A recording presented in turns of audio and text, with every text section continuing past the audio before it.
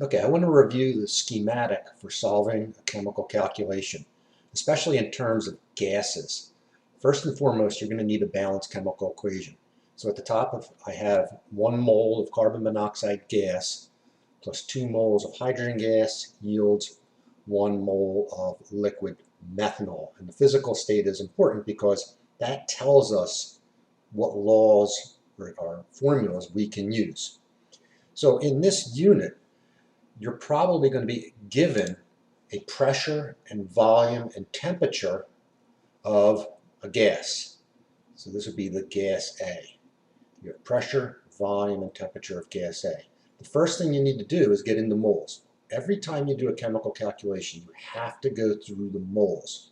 So you always want to look for a way to convert the information you have of a starting material, and let's say we're starting with the carbon monoxide, into moles. If they gave me the pressure, the volume, and temperature of that gas, then I can rearrange the ideal gas law, PV equals nRT, so that I'm solving for N, moles.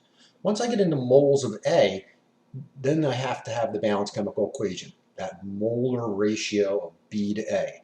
So in this case, if I'm starting with carbon monoxide and I'm solving for the methanol, I need that ratio, which happens to be 1 to 1. Once I get into the moles of what I'm solving for, the problem is going to ask me to do something else. It may ask me to get into grams of that substance, in which case I'm going to need the molar mass.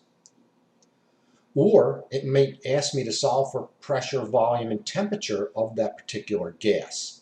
In other words, I would have to rearrange PV equals nRT so that I can solve for one of those. So let's say they wanted me to solve for pressure. I would have to rearrange the gas law like this. So they would have had to give me the temperature and the volume. I would have solved for moles on this pathway, and then I could solve for pressure. So they could ask you for that. Hell, they could ask you for the molarity if it happens to be a solution. So you would have, or the liters of solution, you'd be given the molarity of B, and then you could solve for liters of solution B. So really the key to any chemical calculation is you have to figure out, through the information given, a way to get into the moles of the starting material. That's first and foremost. Once you're in the moles of the starting material, now you have to transfer or convert into moles of where you're going. And you're going to need a balanced chemical equation. And what I notice with a lot with these homework problems is they're not giving you the balanced chemical equation. They're making you write out the chemical formulas and write out an actual chemical reaction. And that's part and parcel of chemistry. You have to be able to do that.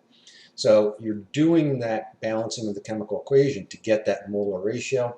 That allows you to get into moles of B, and that's what you're solving for. And then once you have those moles, you have to ask yourself, well, what are they asking me to solve for? Do they want the grams of B for the theoretical yield? Do they need a pressure, volume, of temperature of a gas, of that gas? Okay, then I'd have to rearrange the gas law. Or am I being asked something about the liters of solution for that substance? Now I also noticed in a couple of these problems that sometimes they make you start with something other than grams. They may start you with the kilograms of A or the micrograms. Or they give you milliliters and you'll have to use the density to get into grams of A. So these would be metric conversions. Unit 1. And then the milliliter, you have to use the density conversion that you did in Unit 1 to get into grams of A.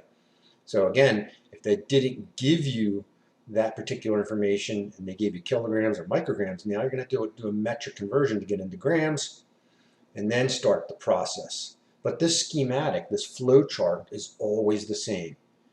You have to get into moles of A and then convert to moles of B using the balanced chemical equation.